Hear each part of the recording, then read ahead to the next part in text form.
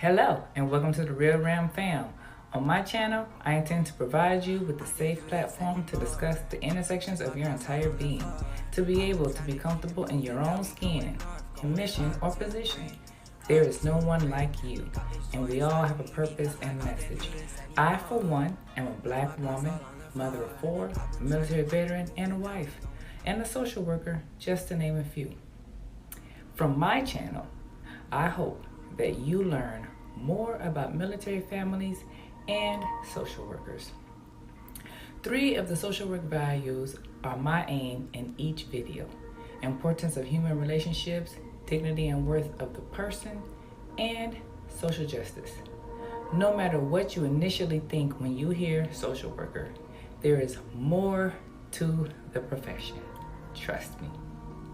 Stay locked in by subscribing to the channel and be sure that you hit that notifications bell so you don't miss any new uploads.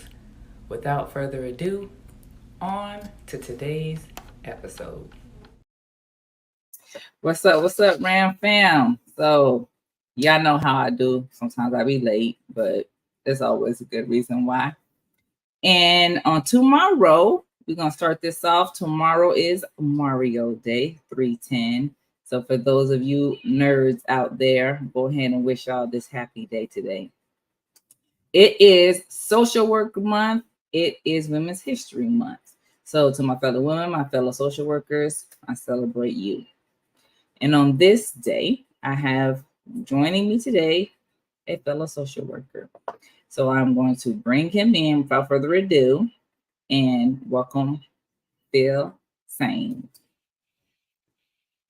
Hello. Welcome, Phil. How are you? Doing well, and yourself? I am doing all right. So we're gonna try to start this thing off. Let's stop making me laugh already. We're gonna try to start this thing off correctly. Okay. And first of all, if you could tell the people where you are from, where do you originate? So I'm Sain. I'm originally from Connecticut, from Bridgeport. I grew up here in Maryland as well. So I was the Air Force brat, so traveling all over, but I always rep my home, Connecticut. Okay, Air Force brat. Okay. So you're claiming, Connecticut. You originate from Connecticut. Yeah. Okay. Do you have any siblings? And if so, what is your birth order? So I'm actually the only child, but I have two bonus siblings by marriage on my father. So I have a brother and a sister. Okay, so can you see this? Yes. Okay, so this descriptor of an only child, would you say that fits you? Yes. No disagreement there, huh? Not at all. All right. Okay, so we're gonna move on to, okay, that one is gone. So I am my mother's only child, and that's how I was raised. And I am my father's second born, but yeah, I was raised as an only child. So yeah, I'm right there with you on those only child characteristics. All right, so the next thing, which is not, see, it's not, okay, there we go. So next we're gonna go to this icebreaker. Okay. This other icebreaker, rather. And we're gonna see how you do, Mr. Connecticut. We haven't gone past New York before. Okay. So, how do you say the following things? Put your social worker hat to the side and do not worry about being politically correct. This is about cultures. This is about how you grew up. Gotcha. Water. 2. Here. Huh? Here. Okay. Oh, here. Y'all, that sound real close to like how I said. Okay, okay. Sneakers. Court. Huh? Court. Okay. Basket. That's more of a wallet. Wallet. Okay. Handbag. Alley.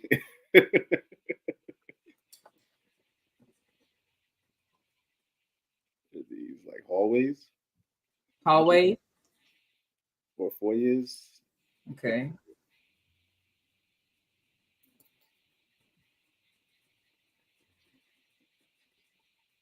What's that like? Sherbet? Sherbert. Yeah.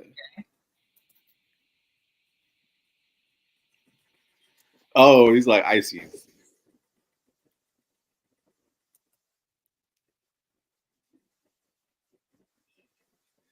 Oh,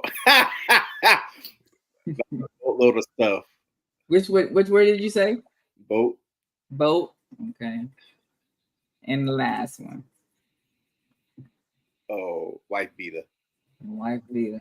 Okay. Okay. So thank you for participating in this cultural experience of what we call things. I like that. All right. Thank you. So to get us started, how long have you been a social worker? Um, let's see. Been a social worker for 4 years. 4? Yeah. Okay. And how long, what is your specific field of social work?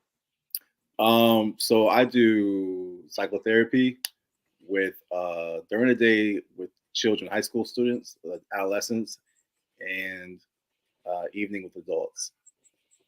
Okay. What were your first impressions of a social worker? Um, so honestly, the way I got into social work is I had a bad experience with one in 2016. Not knowing that I would go into this field, I told myself I would never let this happen again to anyone else. And then when I was just sitting still and figuring things out in life, I came across a lot of social workers who were friends or friends of friends who were social workers, whether they were in their master's program, already licensed, or what have you. So I was like, okay, God, this might be a sign right here. Researched it. I just happened to apply and got in. So your first impression was kind of negative, Right. but because of some people that you knew, you were able, in your own research, you were able to, combat this negativity. Correct. What was that person's job within the social work field? It was in a psychiatric hospital, so I guess it's more like doing intake and assessing. And during the assessment, she questioned a trauma event of mine. And that's when I was like, and she was like a short white lady from PG. Well, mind you, this is like in Gaithersburg or somewhere. So, yeah, I guess certain things a black man or male at my height and stature at the time cannot experience. Um, just seemed like, yeah. Okay. We may or may not come back to that. Okay. We'll see how it flows. Sure. So is that kind of like why you wanted to become, well, you said that, but just to be clear, is that why you wanted to become a social worker? Yes, but not unknowingly growing up, I was always one of service, active in church and the community, doing feeding the homeless and so forth, and just being a caring person. Um, So not knowing already, it was already in me. It was just something I just did normally, naturally. So I guess it was bound to happen. Yeah. Sometimes like we just we don't know. It's like then you go back and you're like, dude, it was always there. Right. So why did you choose your specific field? Okay. So I've always enjoyed um, helping others, and since I felt that there was a need for more Black male clinicians, and in grad school in my MSW program, I just enjoy learning more about how the mind works, how it impacts our behaviors and our thoughts and our feelings. And I saw myself in a lot of things. So it's kind of like it was therapeutic being in class and realizing that everybody here in my class, in my cohort, we all experience trauma or certain things that impacted us. And so I wanted to give that back to the population that I work with, which is mainly Black and brown folks, um, Mm. and a lot of Black males. So I started off in healthcare and then in the medical setting, and then I recently got to the school base in the school setting. So being that your first impression or interaction with a social worker was, you said, in the psychiatric setting, Mhm. and then you're thinking about the representation, the underrepresentation. Why did you choose social work, mental health, for those who didn't catch that, the mental health field of social work, as opposed to you choosing a psychiatrist or a psychologist? Um, those never even came to mind, to be honest with you, as far as the other fields or career paths. So, but even in school and social work, I learned that there's various paths, or I like options. I'll put it like that. So, um, give you some backstory. Even in undergrad, I switched my major from biology to sport management. There's options there in careers, right? And then I got my MBA, options there. So I like having options and not being pigeonholed to just one particular um, career. So with social work, I love mental health. Of course, we have things we can do in the community. I've done that as well prior to getting my degree, and even after, still giving back in the community as far as advocating, um, HIV testing, and so forth, and connecting and linking people to care and resources. So, as a case manager, without even having the degree, and then having the degree, I thought there was more of a representation, like you said, for mental health, and still can do the other services on the side when needed. So even now, like with the kids that I provide a service to as a therapist, if there's financial hardship in the family, or to help get more food to provide for the family, for the household, I can still link to my connects and take care of that stressor for them. Yeah. So you mentioned you've been a case manager. Can you just share again what all other fields within social work have you done? So case manager, excuse me, um, a program director for a wellness program and creating that framework, um, and a therapist. Therapist. And therapy you have been doing for how long? Ooh, 3 of those 4 years. Okay. Wait, you said you've been doing social work for 4 years. Yeah. So you were a therapist in what field and what capacity? Um, so I did a therapist piece. I started doing that. Um, I mixed it with the case management. Then when I ended case management, I oversaw a wellness program. What I did with the framework, I created a program where um, my patients receive therapy from me individual therapy, as well as linkage to other forms of coping skills, if you will, or ways for wellness like acupuncture, massages. All this were for free. Yoga, where we did trap yoga. Um, you know, and then therapy in the sense of group settings like support groups and stuff I led prior to even having my degree. So it was always just there. Yeah. And that's good because then you made me think, although I have a differently worded question here,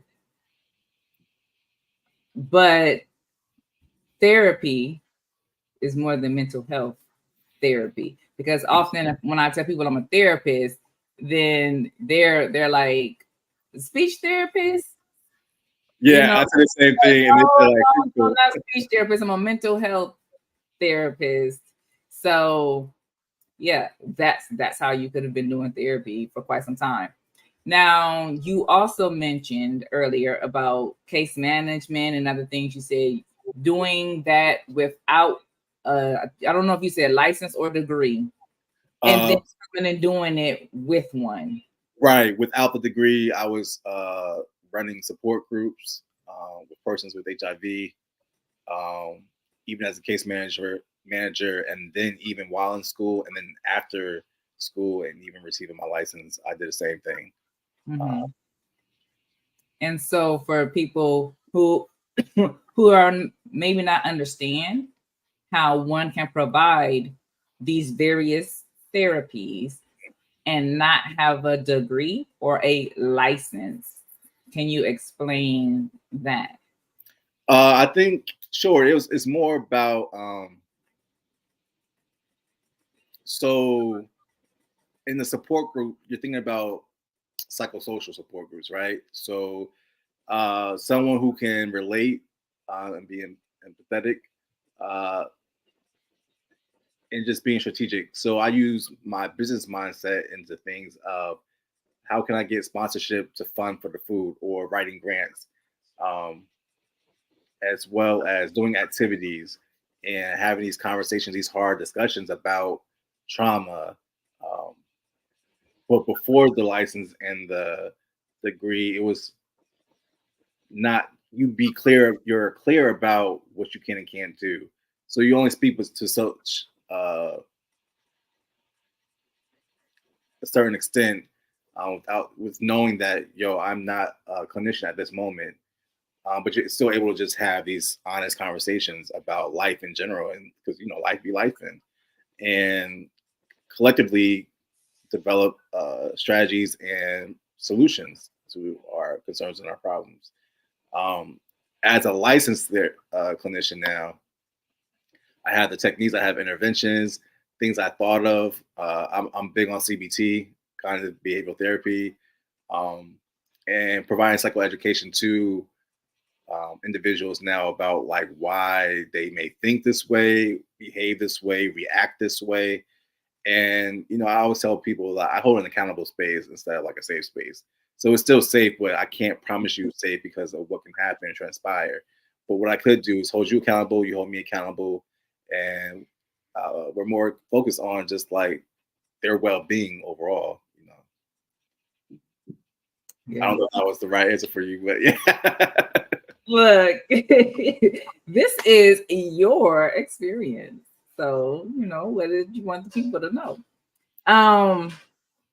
Do you tell people that you are a social worker, or do you just specify your job or your field?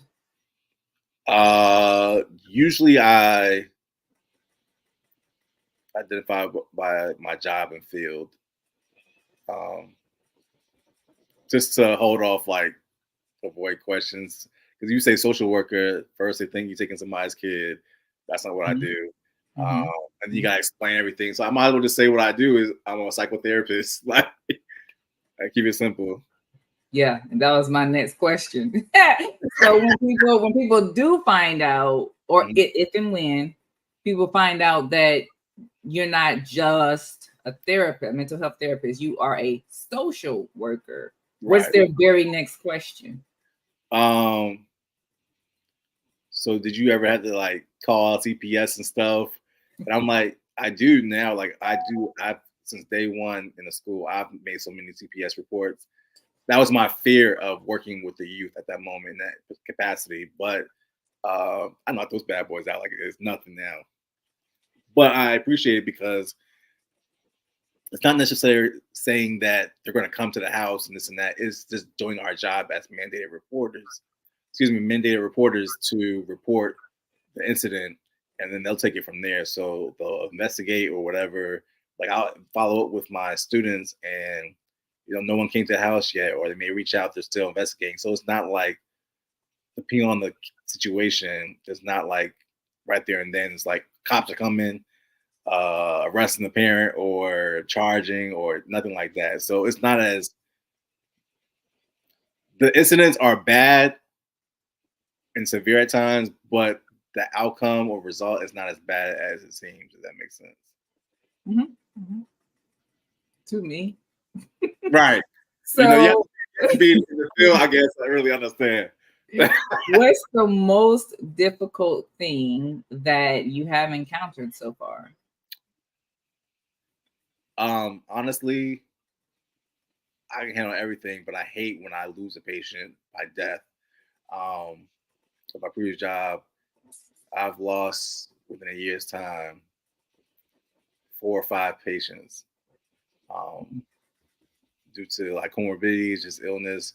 And I hate it because I get so close and like they're like family, and then they pass away. Like I had one who was my fraternity brother, who was an elder, and like great conversations, great stories, and laugh and stuff. My last one was someone who was just a couple years younger than me, and I did everything I could to get them in the care. They went from having millions of copies of HIV, so pretty much AIDS, to where I was able to bring their viral load back to undetectable within like 2 or 3 months, which was unheard of by the doctors and stuff because they couldn't do it. So just building that rapport with that individual, doing therapy, check-ins, some case management, we'll talk. Sometimes you got to do things that's abnormal. So with that individual I was talking to on the phone, they had access to me at night. I said, let's take our meds together.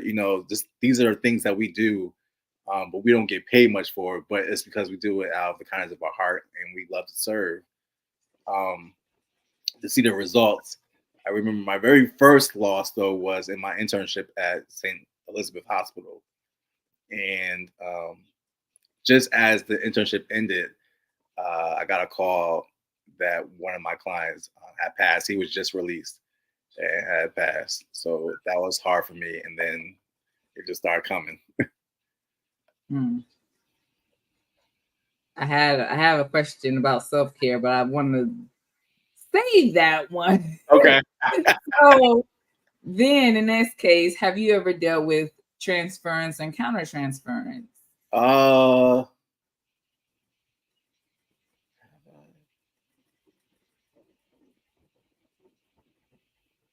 Not yet, thank God. No.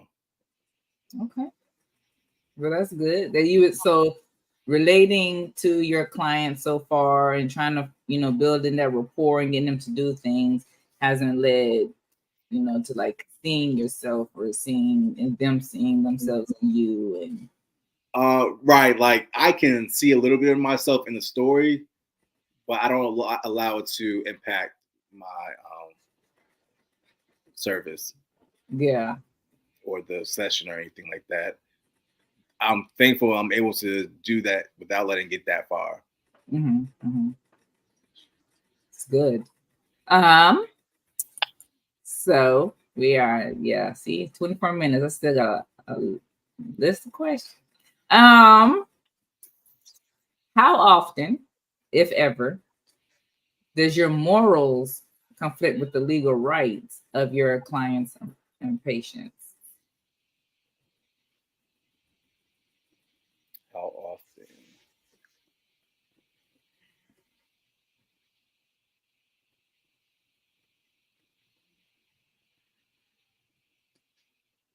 That's a good question. Now that I'm really thinking about that.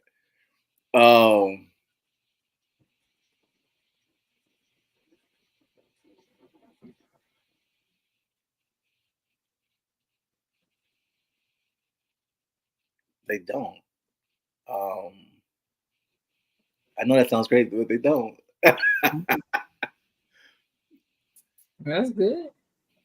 That's good. What do you think? No, I'm not gonna ask that one. Not yet. So we talked a little bit about like why you chose this field, and you seeing that there was a need for Black men. So how important or empowering do you think that it is for people of color to remain in the social work field or in mental health It's therapy? very important. We talk about cultural competency, but I think just seeing ourselves um, in, as social workers or in social work, I should say, is very impactful on the communities, on Black and Brown communities, right? So I've encountered certain people who were just like who look like me, but all skinfolk and kinfolk. Um, Mhm. but it really just depends, like, why are they there in that field, in that profession? Because sometimes I question that, like, why are you even here? Like, you're not doing your job, um, regardless if it's social work, teaching, or whatever. Um, so for me, I think it's important where provide the space for them to be themselves. I'll give an example for the kids. I talk to them like I talk to an adult, and, and they're experiencing these uh, just life as if they're adults. And I'm gonna be honest with you, because sometimes I question, like, if these teachers only knew what they're experiencing, what they've gone through, what they're currently experiencing, like school is their getaway. Um, and so when you see Black men like and myself, like the person before me at that position was a female of color, but to have me there and immediately gravitate to the youth, and I have all these young men, whether they're my client or not, calling me unc, and I'll call them nephew, or they tell me I love you, and always want to be around me, and they'll listen to what I gotta say, and vice versa. Parents will show their appreciation and gratitude. I think it's very important in that sense, having a positive influence on the community as adults, um, with men and just Black men and women is the same thing. Seeing someone who experienced what they experienced, more or less, and able to just in therapy just have a conversation, and without judgment. Someone you can relate to. You see your family members then, and vice versa. And I think it doesn't cross the line too much into transference or counter transference, but it's enough to like build that rapport and understand like what they're meaning, how they're talking. So, somebody can be like, a client may say, I'm conversating, and someone who's not like us may correct them and say conversing. Um, in my mind, I'm like, okay, conversing, and I can correct them afterwards. But in that moment, I'm not going to stop and train of thought or your just to correct you, right? So it's things like that or judgment, like a client could be like, I was selling weed in school and stuff. This is me and you. Like, I'm not going to, that's not my position. Um, or they used to do it, or my girlfriend's pregnant. Okay, look, how are we going to work through it? I'm not going to judge you like, why are you even doing this? Or, why not that? I don't say bad decisions. I say unhealthy decisions or healthier decisions. It's all about words, wordplay and things. So words matter. Yeah. So if we were to talk specifically representing Black men, Mhm. is your answer the same, or do you have more? Do you have more to add about the importance of you remaining in this field for Black men? For Black men,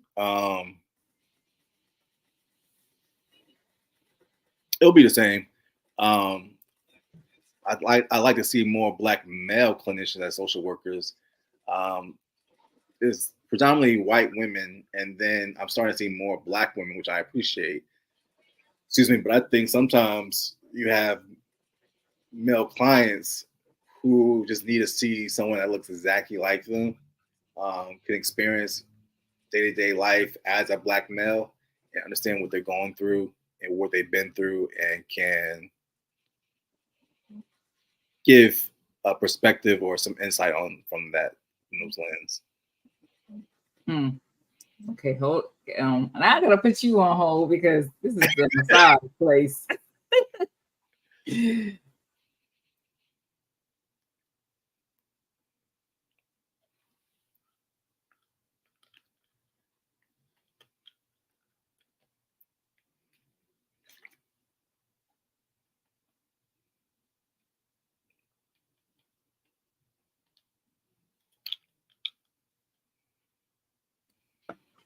Okay. That's why I need a little video or something, some hold music. So if there are, so I'm just going to build, like the kids say in elementary, build on. If there are any other communities in which you identify as, is your answer still the same? Or is there anything that you would add to that answer? It will be the same, whether it's same gender loving or regardless of socioeconomic. I like, you see, I got my grills in. Like, I go to work with grills, sweats. I did not see that. Oh yeah. So like that's just me. I'm myself. I remember when I started in this field at my previous job, and sometimes I would dress up depending on my mood. But when I started getting relax and stuff, and I know who I'm serving, the population. When I was done coming in the sweats and stuff, it'd be like, why are you dressing like that? Why don't you dress like a therapist? I'm thinking to myself, like, even my mother said the same thing. I had to educate folks, like, what does a therapist dress like? And then I know who I'm serving.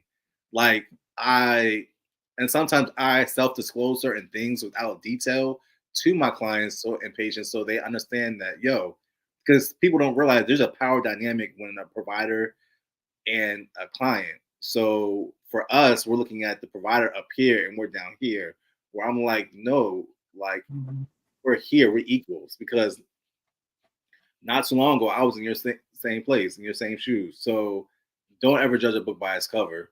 So I'm gonna be comfortable just like you're gonna be comfortable. I'll play some music. It may be hip hop, R&B, gospel, jazz, whatever. How I'm feeling, I'll let you do the same thing. We can play cards and do play therapy at the same time, just having that conversation. Like, the office space is not like therapeutic. It's, I got the grass wall, I got the lights, I got couches, like bean bags, chilling with the oil diffuser. But I let my clients like just have fun and be themselves. And I think that's more important when it comes to Black and brown folks. Having that space where they can just be themselves, and they'll be more vulnerable in that situation. I like that you said that, because I had been thinking, well, there was one question that I wanted to ask everybody who teleworks. Okay. So there's two questions coming. The first one is, because in the evening you're working with adults and you're teleworking. Excuse me. Do you dress that same way? Yes. For those sessions? Mm-hmm. Second question. So I was thinking, and because it was after the fact, well, it was during, but it was too late because I was already doing it. You're fine.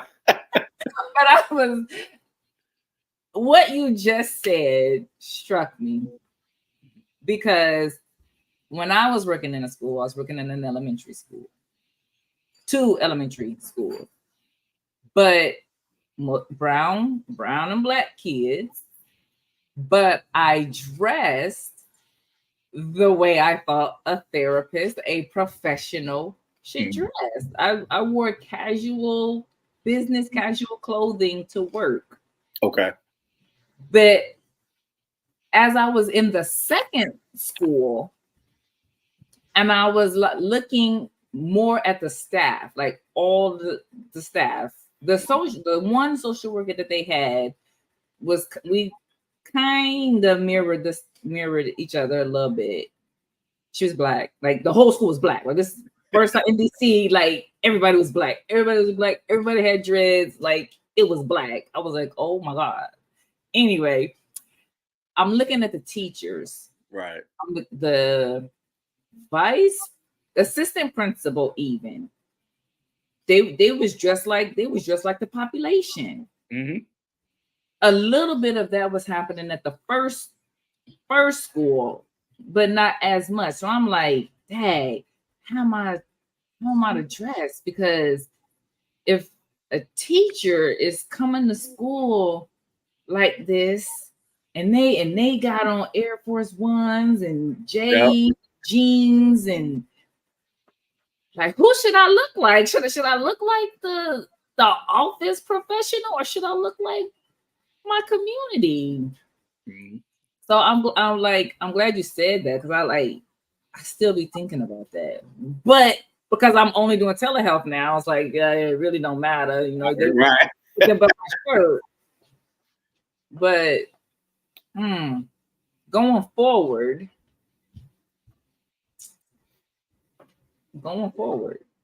but I'm not planning on going back to nobody's school. I'm not going. I don't plan on going back to nobody's school. But just like, you know, if I were to, return to an office, your family asks you, why don't you dress like a therapist? Mm-hmm. Have any clients ever asked you that, or no. Colleagues? The colleagues at my last job, maybe like one or two did. And I asked them the same thing. What does a therapist look like? And I was like, do you know who you're serving? The population that you serve? Because same place, same situation, predominantly Black people and Black and brown folks. So think about where I'm at now, predominantly Black and brown folk. As far as the students go, the entire staff predominantly Black, but still Black and brown folk. So it's just like, mirror who you see and who you're serving and providing that service to, because it matters, you know. If I go to my doctor, he's Black. We went to the same for undergrad, same school for undergrad, and Black, a brother, and despite his scrubs, got the cleanest like sneaks on, like Dunks or something. Mm-hmm. So it's like, it's real cool. Like, granted, I'm not gonna say like I may come off differently if it was a white person, but I don't really have white clients. But if it was a Caucasian individual, I'm still gonna be dressed and be myself. But I'm gonna provide this space for you to be yourself as well, and there's no judgment, you know. Yeah. So I think it all comes with, when you're yourself, your true, authentic self, unapologetically, you come off genuine, and I think clients appreciate that more than you trying to be something that you're not. Because it ain't about your skill. Your skills are you, but your aesthetics really just be yourself. Yeah. And now I think about it, it wasn't all me. Mm-hmm. It was also the agency for which I worked for, and it said that we had to dress professional, right? Which wasn't really defined, you know. Like, as you thinking about it, you know, more and more, like they don't define what's professional. It's like, yeah, well, what is a therapist? But you know, as long as the job gets done, it doesn't matter. Yeah. So to me, professional meant, you know, business casual, you know, the business skirt, the slacks, the button-up shirts, or the, you know, whatever. But yeah, so it's definitely, if the policies are in place, the policies need to be clear. And if they're not clear, then yeah, I guess, you know, match your population. Yeah. See, look, I went to mine. Look at that. Okay.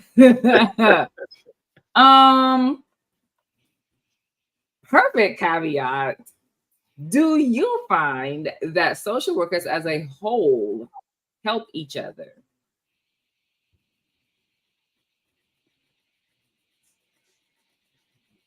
It depends. I ain't gonna lie. It depends. It depends on the rapport you have with your colleagues, or yeah.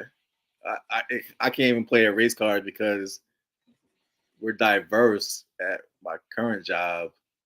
As far as the agency that I work for, it's majority black and brown folk, but still, everybody is like it's still love. But try that around the rest of the world is not gonna, like, yeah. Some people, yeah, no.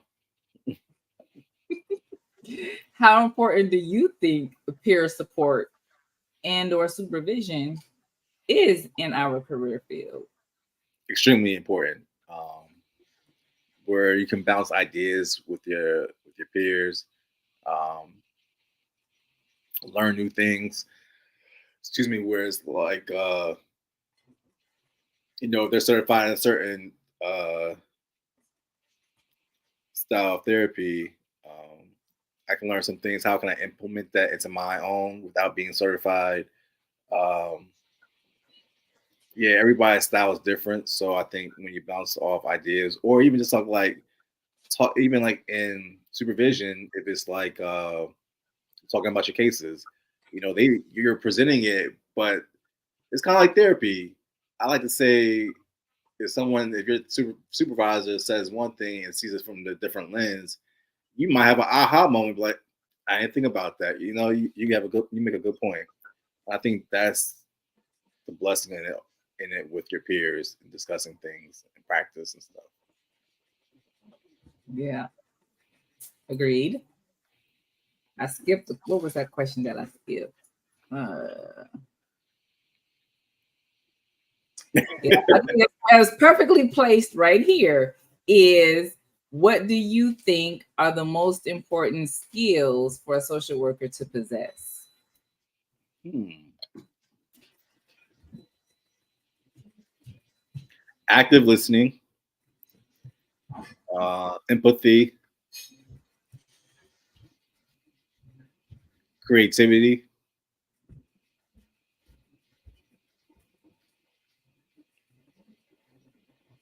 uh, relationship skills. Um, I know I said active listening, but I'll just say all of direct and effective communication, in terms of Mhm. communication skills go. Uh, hmm, Cultural competency. Uh, that's all I can think of off the bat right now. Yeah, there's a list, but those are important to me at least. Yeah. Okay, so you said active listening, and then you said relationship building, right? Relationship skills, yeah, or building. Relationship skills. So, one, for people who don't know what active listening is, can you define that? And then, what do you mean by relationship skills? So for me, active listening, it would be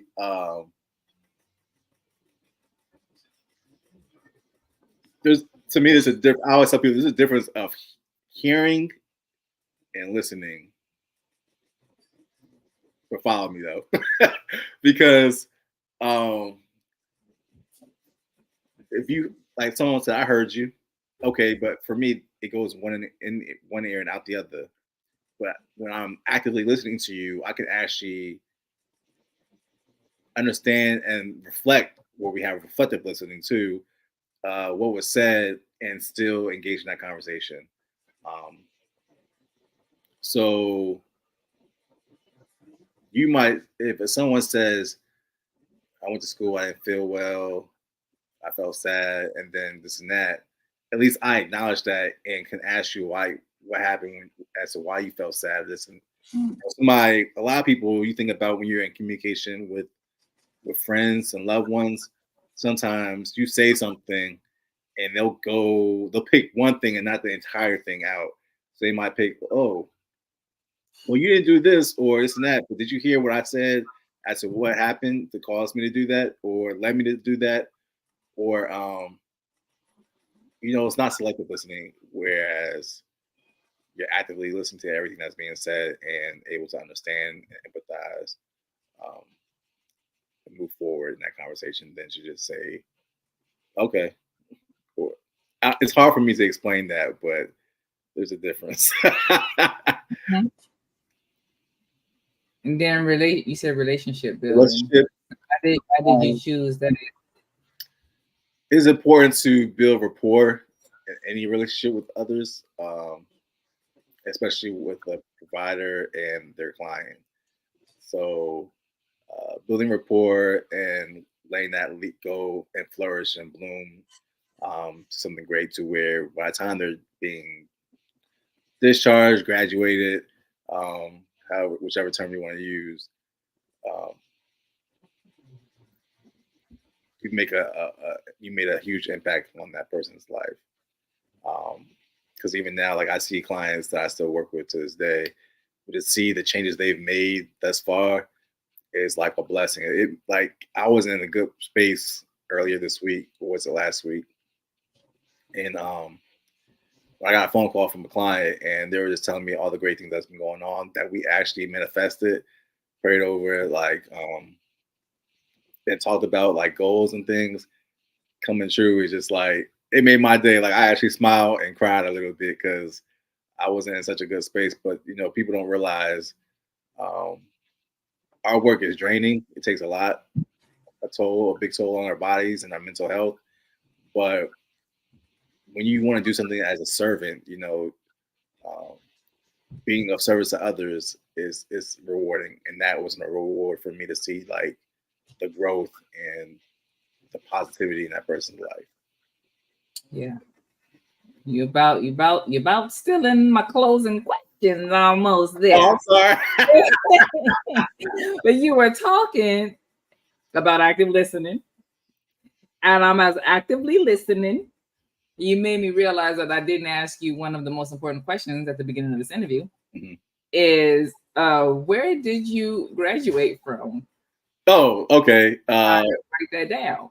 So undergrad, I received my bachelor's from Hampton University, and my MBA from Webster University, and then my MSW from Catholic University. Okay, you get your MSW from Catholic. Oh, I read your bio wrong. I thought that's where you got your bachelor's. My son is looking at Catholic University. That's like his number one. Yeah, it's a good school or program, I should say. Everything else, I don't know, but yeah. Well, I think the importance, like for y'all to discuss all, is just like how it was for you being a black man, a black male there. Mm-hmm. But yes, think about you and being a social worker right now. What do I have left? I think we have gone through all of them except my closing question that you kind of already went into. Okay. Okay, so I have two.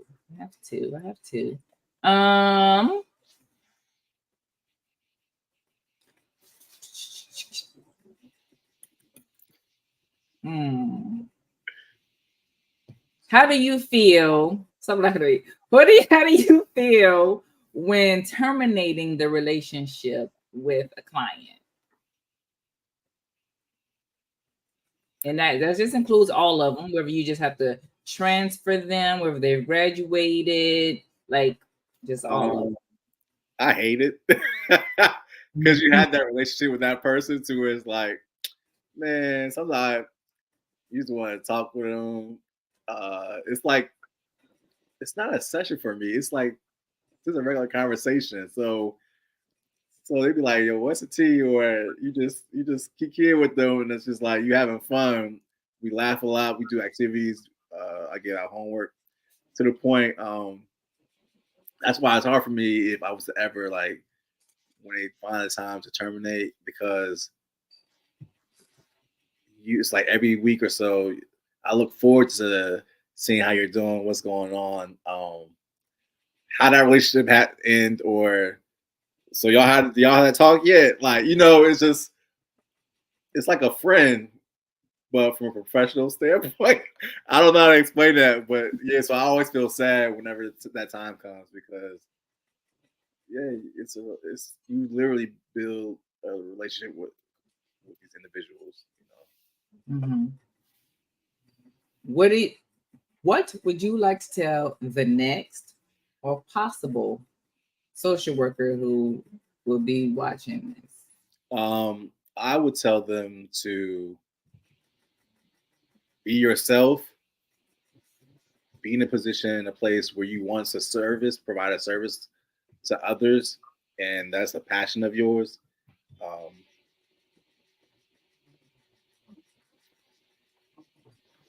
Money's always going to be there. It's all about how you utilize your skill sets to get the money, the income that you want. But it is a journey, especially when it comes to being licensed and so forth. So you have to do the grunt work. You gotta walk, crawl before you walk, right? So put your time in. And that's one thing one of my best friends always told me, who's also a social worker. Put your time in, and then learn to navigate, and again, like use your skill sets. So, um, and then be creative. Like, be what will make you different, and stand out. Like, we all use similar or the same interventions and things, but what will make you different than the next clinician? Um, I think that's the key thing too, right there. Mm-hmm. Is there anything that in it, anything additional that you would like to say, or you just wish that I would have asked? Um, he has some good questions, so I don't know. I think I couldn't stress it anymore. Really, just if you have the love and passion for it, do it. But don't be in the position. Um,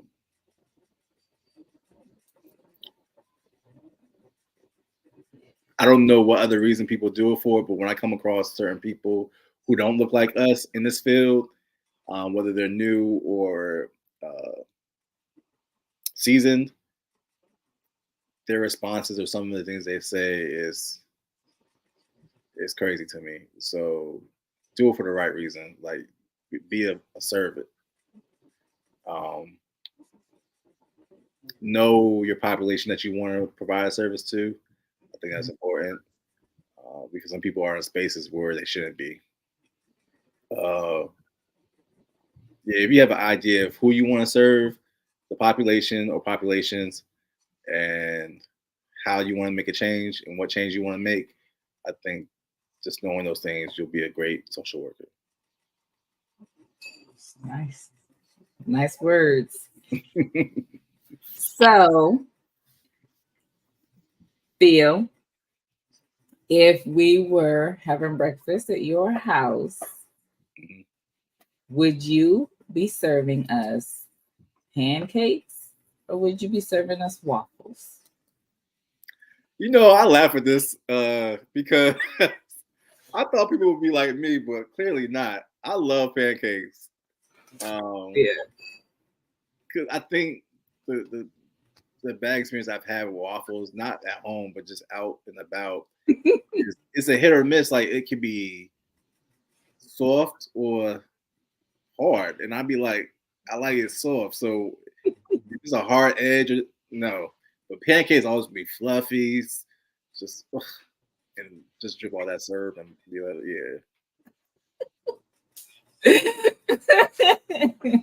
Oh, you lucky this episode was about being a social worker.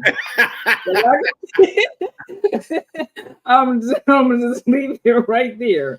So how are you going to practice self-care for the remainder of this weekend or throughout the week? Honestly, that is an area that to be honest with you, that I suck at. So I try just to relax, listen to music, pray, watch TV and movies. Um, I smoke my hookah sometimes. Um, go walking, exercise.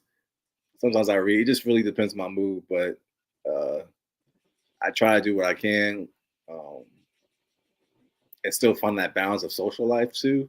Because like I was saying before, it's like it's always something to do. So when I can sit still, like people thought I was crazy. I wasn't doing anything for my birthday, and I was like, yeah, it's my 40th, but I just want to sit still. Like I don't want to do much because I'm always on the go. And I think when you live that life where you're always on the go, sometimes you just want to chill. The simplest things would be the best thing for me. Like I went and pampered myself, went to lunch with a friend, went to a comedy show at the end of the night. Like I was happy because I relaxed, pampered myself a little bit, had a little something on the stomach, and then I enjoyed the evening. I closed out doing.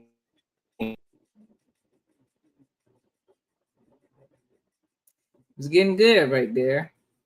Because you closed out the evening. We wait. Now it's my turn to be put on hold, but y'all know I can fill up a dead space running my mouth, just talking. I'm not gonna bore y'all with that just yet. I'm gonna wait and see if Phil comes back. And I hope y'all are enjoying this conversation, though.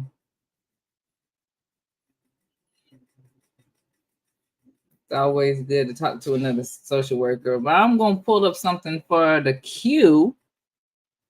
Y'all know I always got to give people some credits. Sorry about that. Oh, it's all good. The computer died. You're not even paying attention to it. It's all good. So you were saying you were just going on and saying how you got to relax for the evening.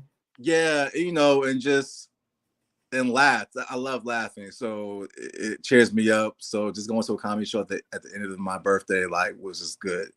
Even take a picture with one, and actually it was with one of my favorite comedians and actors. So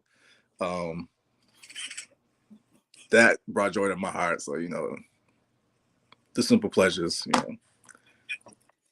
It's all good. It's all good. So just your stuff died, and it was like, yeah, I know y'all time is up. So, so we are at the end. That was it. That was the last question. And so I do want to say thank you. No, thank you for joining me. And again, there was anything else that you want to recap before we go ahead and say goodbye to the people? Did you get it all out? I got it all out. Yeah. You got it all out. Okay, so with that comes this outro. I hope that you enjoyed today's episode. I would like to thank my guests for joining me, or simply thank you for watching the pre-recorded episode. No matter what your birth order is, how you self-identify, and whether you like pancakes or waffles. If this is the first time you're hearing it today, I want you to know that you are loved. You were put here for a purpose that only you can fulfill. Until next time, take care of yourself. Be sure that you like and share the videos, subscribe to the channel, and hit that notification bell. This is RealRam out. Peace.